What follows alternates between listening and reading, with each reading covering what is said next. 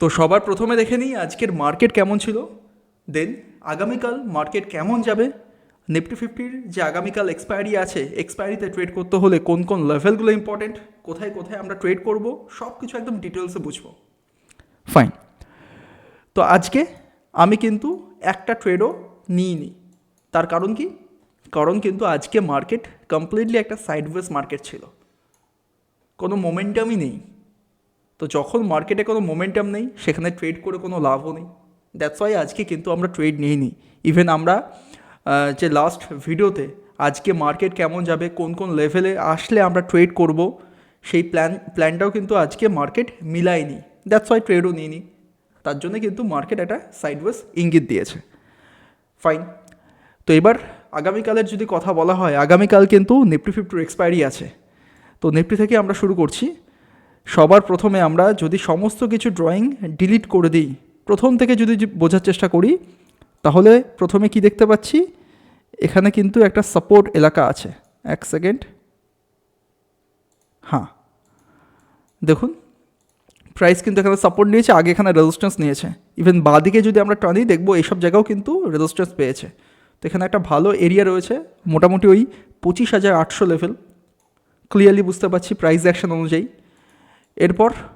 এরপর উপরে আজকের হাইটাকেও আপনি মার্ক করতে পারেন, এটা আজকের রেজিস্ট্যান্স। এখান থেকে মার্কেট ফল করেছে, তাই না, যেটা কিনা 25,922 লেভেল। তো আগামীকাল যদি ফ্ল্যাট ওপেন হয়, ফ্ল্যাট ওপেন হওয়ার পর যদি ফার্স্ট ক্যান্ডেল একটা ডোজি তৈরি করে, সে 15 মিনিটের ক্যান্ডেল হতে পারে বা 5 মিনিটের ক্যান্ডেল হতে পারে, সেই ক্ষেত্রে আমরা শর্ট স্ট্র্যাডেল ওপেন করব, কোনো অপশান বাইংয়ের ট্রেড হবে না।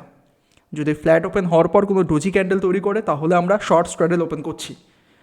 এরপর যদি ফ্ল্যাট ওপেন হওয়ার পর ধরুন মার্কেট আসছে নিচের দিকে আসছে, আসার পর যেখান থেকে আজকে সাপোর্ট নিয়ে একটু উপরের দিকে যাওয়ার চেষ্টা করেছে, সেখানে এসে যদি ভালোভাবে প্রাইস একটা সাপোর্ট নেওয়ার ইঙ্গিত দেখায় বা সাপোর্ট নেওয়ার প্রাইস অ্যাকশন ক্যান্ডেলস্টিক প্যাটার্ন তৈরি করে, তাহলে ছোটোখাটো এসএল লাগিয়ে আমরা এখানে বুলিশ ট্রেড নিতে পারি। আবার যদি এই লেভেলটাকে প্রাইস অ্যাকশান দেখিয়ে যদি ভেঙে দেয়, তাহলে আমরা বিয়ারিশ ট্রেড নিতে পারি। মানে যা ট্রেড করার আমরা 25,800 লেভেলটাকে মাথায় রেখে ভালোভাবে প্রাইস অ্যাকশান বুঝবো, ক্যান্ডেলস্টিক প্যাটার্ন দেখবো, দেন যেদিকে যেতে চাইবে সেদিকের জন্য ট্রেড প্ল্যান আমরা করতে পারি। এরপর যদি প্রাইস কোনো কারণবশত উপরের দিকে যায়, যাওয়ার পর আজকে যেখান থেকে মার্কেট ফল করেছে সেম লেভেল থেকে যদি প্রাইস দেখি কোনো রেজিস্ট্যান্স পাচ্ছে, ছোটোখাটো এসএল লাগিয়ে আমরা কল অপশান শর্ট করতে পারি বা পুট অপশান বাইং করতে পারি। টার্গেট হবে কিন্তু ম্যাক্সিমাম এই সাপোর্ট এলাকার কাছাকাছি, মানে 25,800 লেভেল। আবার যদি আজকের হায়ের কাছাকাছি এসে কিছুক্ষণ হোল্ড করে প্রাইস ব্রেকআউট করে, দেন আমরা ছোটোখাটো এসএল লাগিয়ে বুলিশ ট্রেডও নিতে পারি। বোঝাতে পারলাম?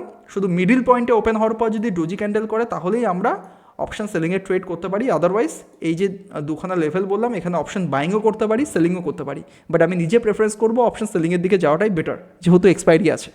আর যদি অপশান বাইংই করতে হয়, বলবো নেক্সট উইকলি এক্সপায়ারিতে প্লে করবেন। অলরাইট, এছাড়া আর কোনো ট্রেড করার কোনো দরকার নেই। সেই ব্যাঙ্ক নিফটিও দরকার নেই, সেন্সেক্সও দরকার নেই, কারণ সব জায়গায় কিন্তু একটা সাইডওয়েজ প্রাইস অ্যাকশন রয়েছে, সেখানে খুব ভালো ট্রেড পাবো আমার কিন্তু মনে হচ্ছে না। নিফটিতে যেহেতু এক্সপায়ারি আছে, তার জন্য এই প্ল্যানটা তৈরি করলাম, আদারওয়াইজ নিফটিকেও আমরা স্কিপ করতাম। কারণ এখন মার্কেটের চাল বোঝা খুব মুশকিল, কয়েকটা দিন না গেলে প্রপারলি বোঝা যাচ্ছে না। দেখুন আজকেও কিন্তু প্রাইস একটা সাইডওয়েজ মোমেন্টাম দেখিয়েছে, একটা ভালো গ্যাপ আপ দেখানোর পরেও। তো এটা হচ্ছে মার্কেট এখন হাল, কিছুদিন না গেলে প্রপারলি ঠিক হচ্ছে না। তো আগামীকাল যা যা বললাম সেইভাবে যদি মার্কেট কাজকর্ম করে, তাহলেই ট্রেড করছি, আদারওয়াইজ কমপ্লিটলি অ্যাভয়েড করছি। যদি ভিডিওটা ভালো লেগে থাকে তাহলে প্লিজ ভিডিওটাকে লাইক শেয়ার কমেন্ট করে দিন। আর আমাদের চ্যানেলে নতুন হয়ে থাকলে চ্যানেলটাকে সাবস্ক্রাইব করতে ভুলবেন না। দেখা হচ্ছে কালকে। Good bye.